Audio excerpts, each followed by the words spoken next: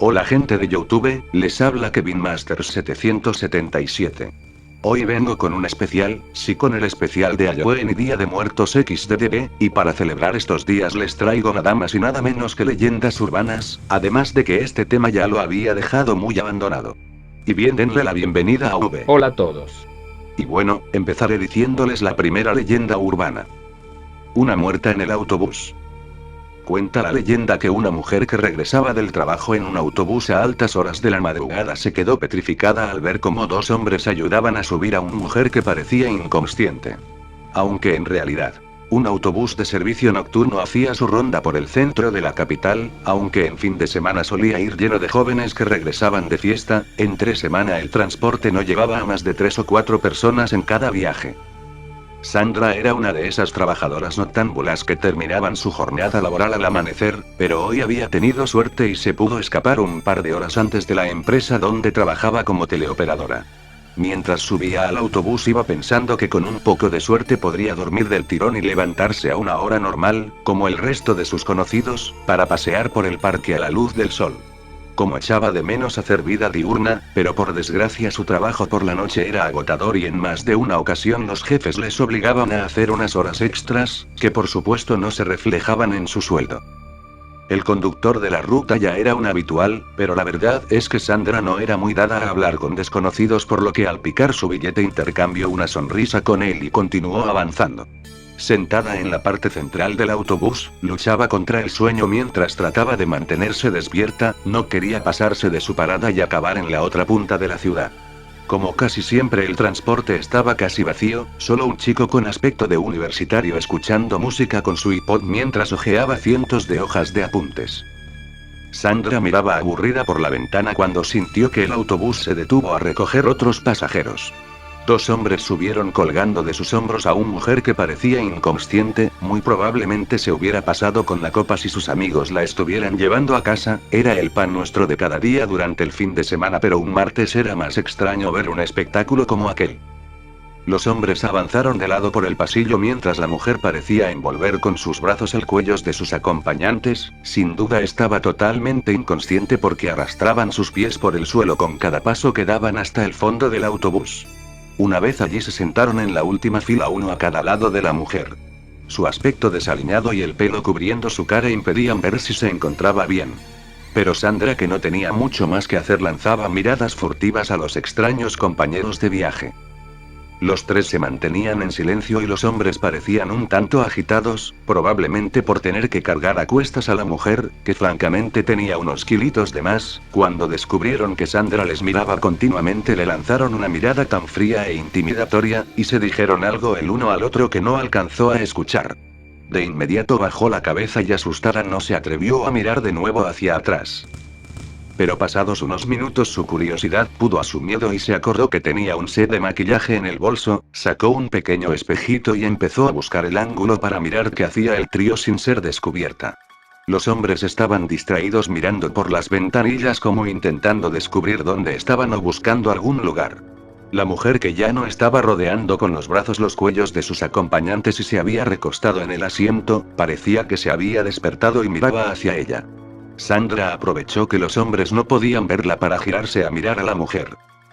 Casi se cae al suelo del susto cuando vio la cara de la mujer con la boca totalmente abierta y los ojos como platos mientras la miraba. Nuevamente agachó la cabeza y se giró al frente. El aspecto de la mujer la había dejado impactada, la miraba como con ojos de terror y tan fija y fríamente que parecía una muñeca. Sin poder evitarlo miraba por el espejo, que sucedía una y otra vez, pero la mujer no dejaba de mirarla, inmóvil. Mientras se giraba nuevamente a ver qué sucedía, sintió una mano en el hombro que casi la mata del susto. Era el chico del iPod que se había levantado mientras ella estaba distraída. Con una cara de miedo que Sandra nunca podrá olvidar, la miró y la susurró al oído: «Bájate conmigo en esta parada y por lo que más quieras no mires a la gente que está sentada detrás». Sandra sintió algo en su tono de voz que no le hizo dudar que el chico estaba muerto de miedo y debía obedecerle. Ambos bajaron en la siguiente parada, con la cabeza agachada y sin mirar a los extraños personajes que se habían sentado en la otra punta del autobús.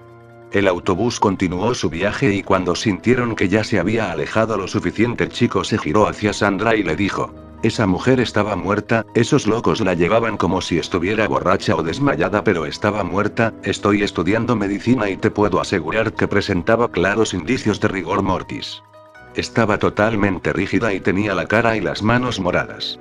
Esos psicópatas la llevaban paseando por la ciudad como si tal cosa. Tenemos que llamar a la policía.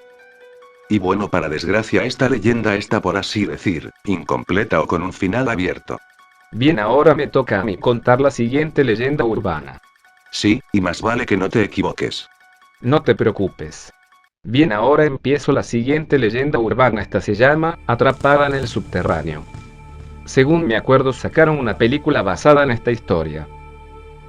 Una de las leyendas más recurrentes en ciudades con metrotrenes subterráneos es la de que en su interior y amparados por la oscuridad de sus túneles se esconden todo tipo de delincuentes, vagabundos y personas de mal vivir que, escapando del frío o de la policía, se ocultan en viejas estaciones abandonadas o conductos de ventilación. Paula había bebido más de la cuenta, por lo que aquella noche regresaría temprano a casa. Se sentía bastante mal y muy mareada, pero como era relativamente temprano, decidió que en lugar de gastarse su dinero en un taxi, como hacía habitualmente cuando regresaba de la discoteca, aprovecharía que el metro aún seguía abierto para ahorrarse unos cuantos euros. El trayecto era largo y las pocas personas que viajaban en su vagón parecían tan cansadas como ella. Solo un grupo de amigos que bromeaban al fondo del tren hacían el suficiente ruido con sus bromas y risas para mantenerla despierta, pero cada vez tenía que luchar con más fuerza para no quedarse dormida. Por desgracia, en la siguiente estación tenía que hacer un transbordo, así que se bajó y tras caminar por los pasillos de la estación llegó al andén en el que abordaría el metro que la llevaría a casa. El cartel luminoso avisaba que el próximo tren tardaría 6 minutos en llegar, por lo que Paula decidió esperar sentada en uno de los bancos junto al andén. El silencio y la soledad de esa estación provocaron lo inevitable y a pesar de sus esfuerzos se durmió y casi sin darse cuenta se recostó en el banco usándolo como si fuera una cama. Era tan profundo su sueño provocado por la borrachera que cuando pasó el último metro de la noche ni siquiera lo sintió pasar. Hasta pasada más de una hora no se despertó. Por suerte la borrachera parecía haberse esfumado parcialmente tras la cabeza adicta, pero algo parecía no ir bien. El cartel que avisaba la llegada del próximo tren estaba apagado y al mirar la hora en su teléfono móvil se dio cuenta que eran casi las 2 de la mañana. Asustada empezó a subir las escaleras mecánicas de la estación, que ya estaban apagadas, para salir de allí. La parada en la que tenía que hacer transbordo era una de las más antiguas, viejas y pequeñas de la ciudad, por lo que la sensación de agobio y miedo eran mucho más intensas. Al llegar a la salida, la peor de sus pesadillas se hizo realidad. Las puertas estaban cerradas y no había nadie en la estación, por lo que por más que gritara nadie podría escucharla desde la calle. Además, su teléfono estaba sin cobertura. Esas malditas estaciones casi nunca tenían señal y las puertas de cristal herméticamente cerradas la separaban del exterior aún por unos cuantos metros. Paula no sabía qué hacer, miraba las cámaras de seguridad y hacía gestos esperando que alguien desde algún puesto de control pudiera verla, pero ella misma sabía que eso era imposible. No había nadie controlando las cámaras porque la estación había sido cerrada desde fuera. ¿Cómo era posible que nadie la despertara?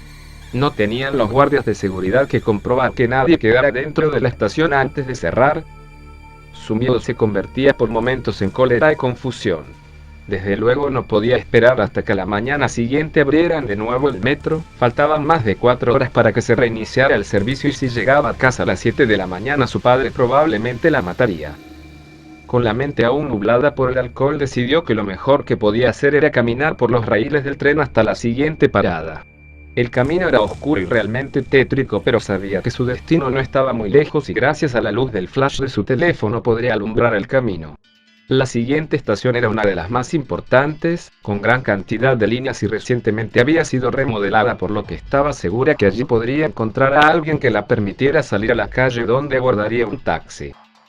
La idea parecía muy buena, pero a la hora de la verdad recorrer aquellos túneles era realmente escalofriante. Un silencio casi sepulcral hacía que hasta la más leve de sus pisadas resonaran con el eco de las paredes. Se podían escuchar los chirridos de las ratas y el goteo de algunas zonas en las que parecía que había leves escapes de agua.